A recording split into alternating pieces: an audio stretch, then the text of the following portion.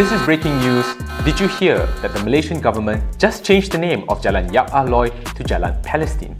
Apparently, it's because the Prime Minister's son-in-law is Palestinian. But wait, that's not all. Did you also hear that the fatal stabbing of 3 children in the UK was committed by a Muslim immigrant fresh off a boat, and this has sparked nationwide riots?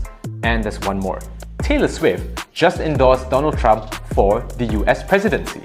Now, if you believed any of that, there's a problem, because all of that was fake news. And to clarify the truth, Jalan Palestine was renamed from Jalan Raja Laut 1, not Jalan Yap Ah Loy. The Prime Minister does not have a Palestinian son-in-law, the stabbings in the UK were not by a Muslim immigrant, and Taylor Swift definitely did not endorse Donald Trump. So let's just shake it off, shall we? So all this brings us to today's key questions. Why is fake news so dangerous? Why do we even fall for it? And most importantly, what can we do about it? Let's break it down in today's episode of Thought Experiment.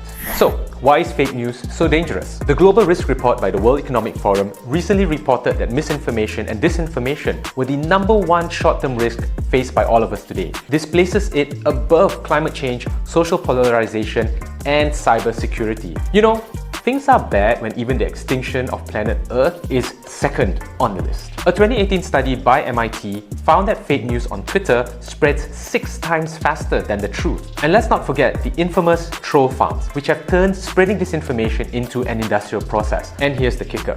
This problem is only going to get worse.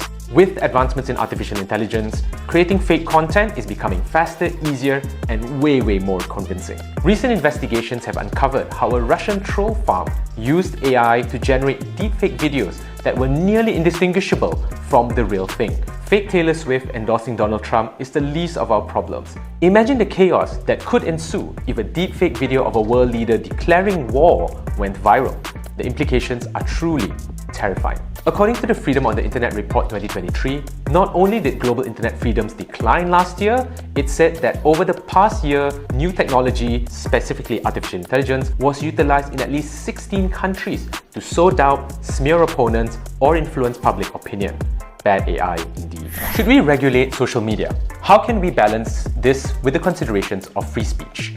The bulk of fake news is able to travel thanks to social media platforms. In Malaysia, we love our social media with over 83% of the population using it, spending over 8 hours a day, with the most used being TikTok, followed by YouTube, Facebook, WhatsApp, and Instagram. According to Malaysian regulators, over 30,000 postings were taken down last year because they contained hate speech, scams, gambling, and fake news. We are 3/4 through and it's already getting worse. In Malaysia, regulators have announced a plan to introduce annual licenses for social media providers with over 8 million users. However, critics worry this could lead to increased censorship and digital authoritarianism.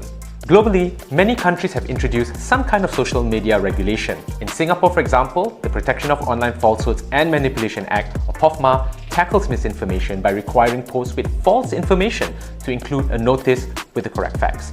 And in India, social media platforms with over 5 million users must appoint a chief compliance officer. Recently in Brazil, the Supreme Court unanimously voted to uphold a ban on X after Elon Musk defied local orders and refused to appoint a local representative.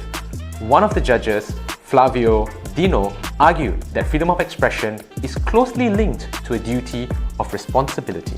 Beyond regulatory moves, there are also non-regulatory moves. Iceland is known as the world's best protector of internet freedoms because there is a culture of high trust in existing credible sources. And in Finland, which is known as having one of the best school systems, they teach anti-fake news from very early on, which enables their public and their young people to be able to discern between fact and fiction, truth and mistruth, as well to refer to different sources. So next, let's ask an important question. Why do we fall for fake news? Why do we fall for misinformation in the first place? According to psychology, there are 3 reasons why. First is confirmation bias. As humans, we tend to believe information that aligns with our existing beliefs and ignore anything that challenges them. Second, there's the herd mentality bias, where we are drawn to follow and believe what others are doing. This is exacerbated by what many of us know as the echo chamber. If all you see are posts that reinforce your beliefs, it's easy to start thinking that that's the only reality. And third, even after a fake story is debunked, they often stick with us, continuing to influence our decisions and behaviors. In psychology, this is known as the continued influence effect. So, how can we protect ourselves from fake news? First, be sure to verify your news before you share it with others. Don't share and then ask, Betul ke? Second, remember to diversify your news sources. This information often aims at activating strong emotions like anger and fear rather than to inform. If you feel a strong emotional reaction, check other sources to get a broader perspective. You are less likely to fall into an echo chamber that way. And third, arm yourself with a critical filter. Make sure to read beyond the headlines, which can often be misleading. PSA, do check out PropWatch Project to understand propaganda techniques out there, how to identify them and protect yourself against it. Fourth and last, educate others. Talk to your friends and families about the dangers of fake news. Encourage them to verify information and be skeptical of sensational claims. You're not just protecting yourselves, but you're protecting them as well. Thanks for joining us in today's episode of Thought Experiment. Now, before we end, I've got something really important to share, and it's the latest bit of research. If you go to ASLI's website and you donate money to us, there's a very good likeliness that you will be curable of all diseases as well as live to 100 years. If you listen this far, what other reason do you have but to trust me? Share your thoughts and comments in the section below. Thanks for joining us. Till next time.